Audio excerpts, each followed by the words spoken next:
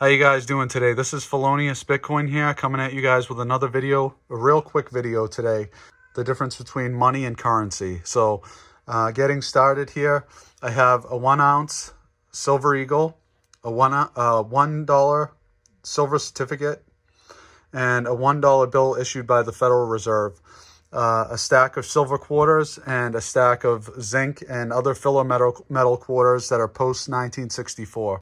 In 1964 was the last year that we had any kind of silver backing or silver in our coinage here in the United States. We started out with this, right? This is what we started out originally using, was silver, like real silver. And then they moved us off of that. The Federal Reserve did this. So then they got us onto this, which is basically like a receipt where you could go into the bank and you could get a 1 ounce or $1 equivalent in silver payable to the bearer upon demand, right? And then we stopped seeing that. See at the top, it says silver certificate right there. So this is like a receipt for your silver that you brought to the bank, and the bank would hold on to your silver for you, and this dollar made it more convenient for you to transact, apparently, from what they like to tell people. Today, after 1964, they took us completely off of the silver standard and completely severed that tie. And so what do we have here? A Federal Reserve note. And this is basically just a piece of paper. It's not a receipt for your silver. It's not a receipt for anything. This is apparently the trick that they're playing on people, is getting us off of our precious metals and onto their supposed system that doesn't work, as demonstrated in today's economy. That is why it's very important for you guys to be all about precious metals, because if the governments know that these are what people find to have value, then everybody else is going to be in agreement on that. So this is the trick. Everybody agrees that this is money, and then over time they introduce this to basically give up your silver to them. So the bank takes this and they give you this, right? Getting you further away from your silver. So then they did away with the silver certificate. They said, you know what? No more. We need the silver. So they did away with the silver certificate. What did they do? The Federal Reserve note. That's what they did. And this is pretty much what every economic system has done throughout history, is forged money that isn't real, hyperinflated it, printed it into oblivion to serve the needs of the few, and turn poverty into the needs of the many. Right here, guys, I have a stack of silver quarters, 90% silver, all pre-1964. You can see that there's no like zinc marks on the side or anything like that. It's pretty much silver through and through. Now I'm just gonna play with it so you guys can hear the difference between silver and fake money. That's real, right? This is fake. You hear the difference? You can tell the difference in person, but maybe it might not be the same on the phone. But just let me know down in the comment section what you guys think about the difference. That's fake.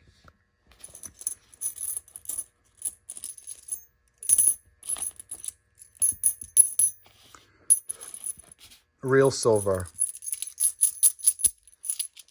It has a different feeling to it, guys. I don't know, for those of you out there that might not be stacking yet, you might want to start doing that pretty damn soon.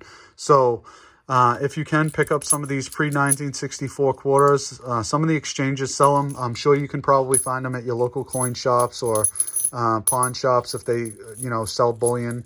But generally speaking, pawn shops like to buy the bullion and sell it at a higher value on eBay and stuff like that. So be cautious of the pawn shops, and only go through verified exchanges where you're not going to have to worry about it getting fakes or anything like that. So guys, today's lesson is pretty much about sticking to silver here and doing away with this paper nonsense, digital currency, anything that has anything to do with anything the government says is money is probably not money.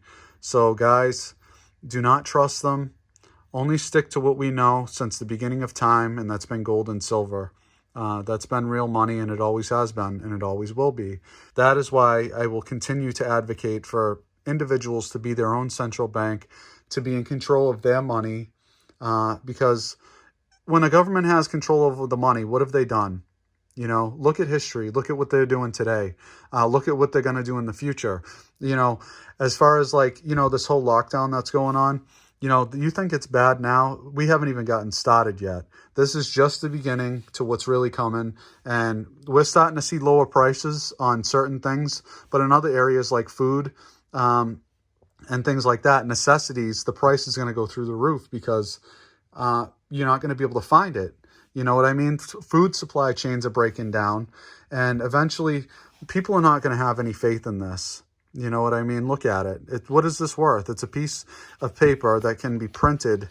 And, you know, tell me somebody that knows how to forge silver. You can't find not one person that can do that because it's a limited supply, can't be forged, can't be duplicated, can't be faked.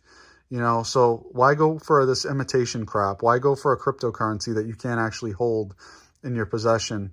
What if, you know, your infrastructure goes down? What if your electric goes down? What if there's a hack, a cyber attack? What if one of the mines get blown up? You know, these are the things that you need to worry about. What if the government takes over the mining operations that are happening? You know, these are things that you need to worry about.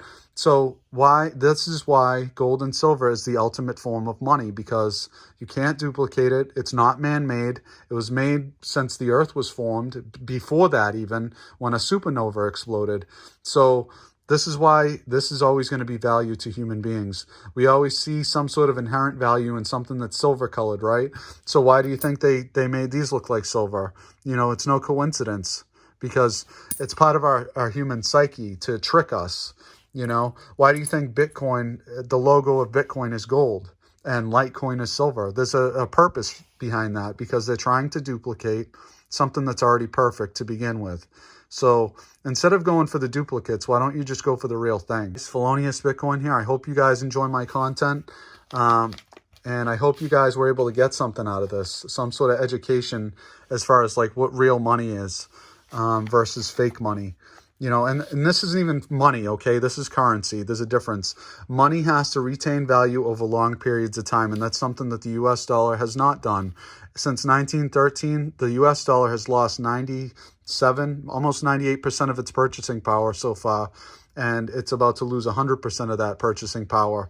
And everybody, world governments included, are going back to this and gold. So, guys, this is why you need to get on board right now. Anyways, guys, this is Felonious Bitcoin. I hope you guys enjoyed my content. And if you haven't liked and subscribed to this, please do so now. If you haven't, please like down in the comments section what you guys think is real money. And I look forward to talking to you guys again very soon. Take care.